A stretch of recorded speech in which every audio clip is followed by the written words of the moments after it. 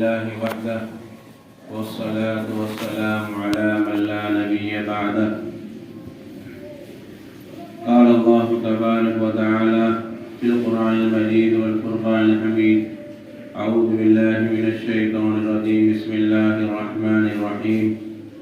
ما آتاكم الرسول فخذوه وما نهاكم عنه فانتهوا.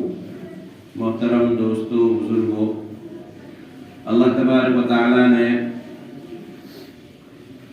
انسانوں کی ہدایت کے لیے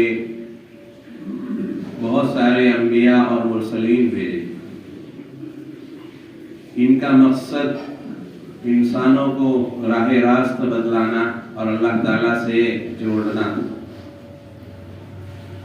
ان کی رات دن کی کڑن فکر یہی تھی کہ میرے امتی اللہ سے جڑ جائے.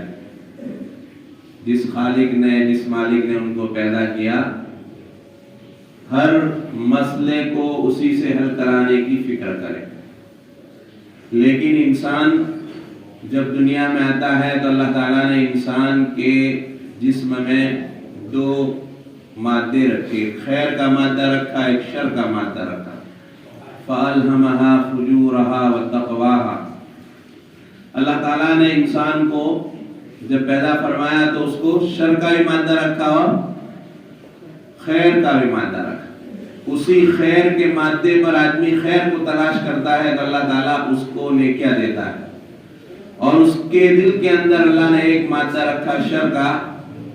اس شر کی وجہ سے آدمی چلتا ہے تو اللہ تعالیٰ اس پر اس کی پکڑ فرماتے ہیں. انسان کو اللہ تعالیٰ نے مجبور نہیں کیا کہ نیکی ہی کرے، اور انسان کو اللہ نے مجبور نہیں کیا کہ وہ نیکی نہ کر سکے، گناہ ہی کرے، بلکہ اللہ نے اختیار دیا. اما شاکرا و اما کفورا انا ہدیناہ السبیل. ہم نے راستہ بدلا دیا. یہ راستہ سیدھا ہے، یہ راستہ الٹا ہے. اپنی مرضی سے جو چلتا ہے تو اپنی مرضی سے چلنے پر اللہ تعالیٰ اس کو ثواب بھی عنایت فرماتے ہیں، اور اس کی مرضی پر چلنے پر اللہ تعالیٰ پکڑ بھی فرماتے ہیں. تو انسان اس شر کے مادے سے بچے، اس لیے اللہ تعالیٰ نے انبیاء علیہ السلام کو بھیجا. اور انبیاء علیہ السلام کی ہر تعلیم، حتیٰ کہ وہ غصے میں بھی بات فرماتے ہو تو غصے میں بھی تعلیم ہوتی تھی. غصے میں بھی ان کی جو بات ہوتی وہ شریعت بن جاتی. اللہ کے رسول نے امت کو تو بتلایا کہ غصے میں فیصلہ نہ کرے. ایک قاضی بیٹھا ہو، وہ قاضی کو کہا کہ بھئی غصے میں فیصلہ نہ کرے. دوسرے آدمی کو بھی کہا غصے میں فیصلہ نہ کرے، اس لیے کہ غصے میں آدمی کا دماغ کنٹرول میں نہیں رہتا تو آدمی اپنی نفسانیت کے مطابق فیصلہ کرے گا. ایک بات صحابہ اللہ کے رسول کی باتیں لکھ رہے تھے تو ایک مرتبہ رک گئے. تو کہاں کیوں رک گئے؟ تو کہ اللہ کے رسول آپ غصے میں ہیں، ہو سکتا ہے کہ آپ سے کوئی ایسی بات نکل جائے جو اللہ کو پسند نہ ہو. تو اللہ کے رسول نے فرمایا اللہ کی قسم اس زبان سے غصے میں یا بغیر غصے کے جو بات نکلتی ہے وہ حق ہوتی ہے. تو اللہ کے نبی کی جو بات ہوتی ہے وہ شریعت ہوتی ہے. اسی لیے انبیاء علیہ السلام معصوم ہیں، ان سے گناہ ہو ہی نہیں سکتا. اگر ان سے گناہ ہو تو شریعت میں شک پڑ جائے گا. اس لیے اللہ تعالیٰ نے جتنے انبیاء علیہ السلام بھیجے وہ سارے انبیاء علیہ السلام معصوم ہے. ان سے کبھی گناہ ہو ہی نہیں سکتا. غصے کی حالت میں ہو یا ان کے اوپر غصہ نہ ہو، وہ حقی بات نکلتی. اسی لیے اللہ تعالیٰ نے پیارے رسول صلی اللہ علیہ وسلم کے بارے میں بھی فرمایا کہ ما آتاکم الرسول فخذوہ. تمہیں جو رسول دے اس کو لے لو. اللہ کے رسول نے کھانے کے طریقے بدلائے، پینے کے طریقہ بدلایا، سونے کا طریقہ بدلایا. آدمی پیدا ہو تو پیدا ہونے سے لے کر قبر میں اتارنے کا طریقہ بدلایا. یہ اس شریعت میں اللہ نے بدلایا. اور یہ اسی لیے اللہ کے رسول صلی اللہ علیہ وسلم جب مکہ المکرمہ میں حجۃ الوداع میں تھے، ایک آیت اللہ تعالیٰ نے اتاری: الیوم اکملت لکم. آج ہم نے آپ کے دین کو پورا کر دیا. ایک آدمی گھر بناتا ہے، گھر بناتے بناتے اس کا گھر تھوڑا باقی ہوتا ہے. جب پورا ہو جاتا ہے تو وہ کہتا ہے کہ آج میرا گھر مکمل ہو گیا.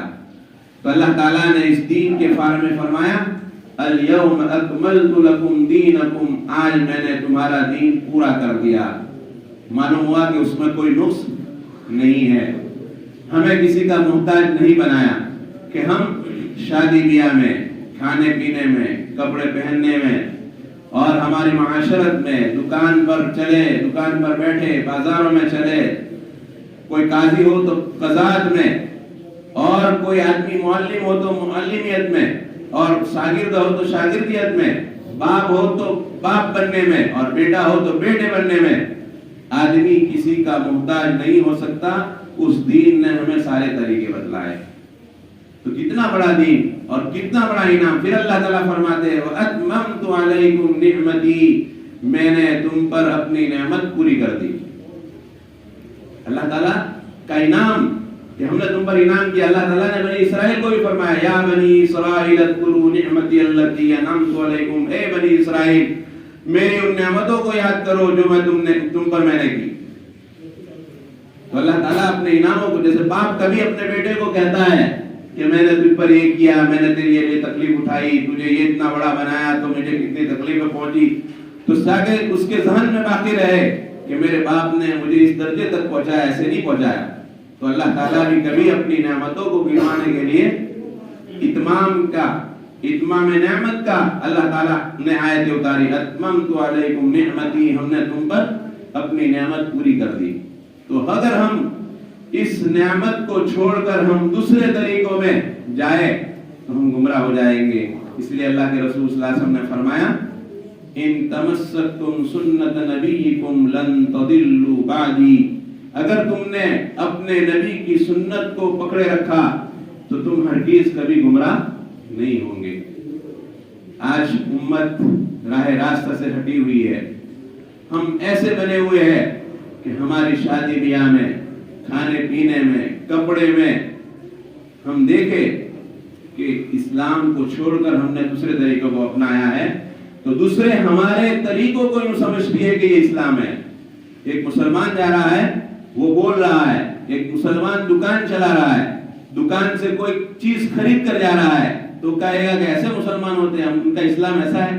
حالانکہ وہ اسلام کے طریقے کے مطابق اس نے تجارت نہیں کی، اسلام کے طریقے کے مطابق اس نے بیپار نہیں کیا، لیکن ہمارا چلنا پھرنا اسلام سمجھا جاتا ہے. اور ہماری ہی وجہ سے آج غیر دین اسلام کی طرف نہیں آتے. ہمارے اسی ملک میں حضرت خواجہ معین الدین چشتی رحمۃ اللہ علیہ تشریف لائے. پیارے رسول صلی اللہ علیہ وسلم کے اشارے سے انہوں نے زیادہ تبلیغ نہیں کی، دین کی باتیں زیادہ نہیں پہنچائی. ان کے عمل کو دیکھ کر لاکھوں کروڑوں ایمان لوگ لے کے آئے. ہم انہی کے ماننے والے، انہی کو نام پر نام رکھنے والے، ان کے نام کو فخر سے لینے والے. لیکن ہم دیکھیں نہ ہماری نماز میں ان کا ٹھکانہ، نہ ہمارے کھانے پینے میں، نہ ہمارے لباس میں، نہ ہمارے راستوں میں.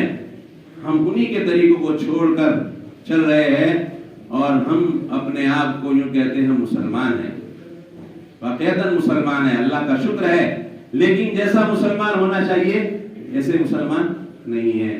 اسی لیے اللہ تعالیٰ نے فرمایا کہ ما آتاکم الرسول، اللہ کے رسول جو تمہیں دے لے لو، اور اس یقین کے ساتھ اس پر چلنا چاہیے کہ اس طریقے میں چلنے میں میری کامیابی ہے. اس طریقے کو چھوڑ کر میں زندگی گزاروں گا تو مجھے سراسر نقصان ہی نقصان نظر آئے گا. حضرت حذیفہ ابن یمان شاہد ہے، بڑے کیسر و کسریٰ کے محل میں گئے، اور کیسر و کسریٰ جیسے آج یورپ اور امریکہ ان کی بڑی طاقتیں تھی، ان کے دربار میں بیٹھے ہوئے ہیں. ان سے ایک لقمہ گر گیا نیچے. اللہ کے رسول صلی اللہ علیہ وسلم نے فرمایا جب دانہ نیچے گر جائے تو اس کو صاف کر کے کھا لو. لیکن ہمارے دسترخوان پر کتنے دانے گرتے ہیں، ہم کتنا اٹھاتے ہیں. اچھے اچھے آدمی دانے کو اٹھاتے نہیں. اس نبی نے فرمایا اس دانے کو اٹھا لو. کسی نے کہا ہاتھ مار کر ارے تم نیچے سے کہاں لیتے ہو، کتنے بڑے آدمیوں کے دربار میں بیٹھے ہو. تو انہوں نے جواب دیا ایک تاریخی جملہ اترکوا سنت نبی لہؤلاء الحمقاء، کیا میرے نبی کی سنت کو ان بے وقوفوں کی وجہ سے، ان مرخ کی وجہ سے میں چھوڑ دوں گا؟ چاہے میری عزت چلی جاوے لیکن میں ان سنت کو نہیں چھوڑوں گا.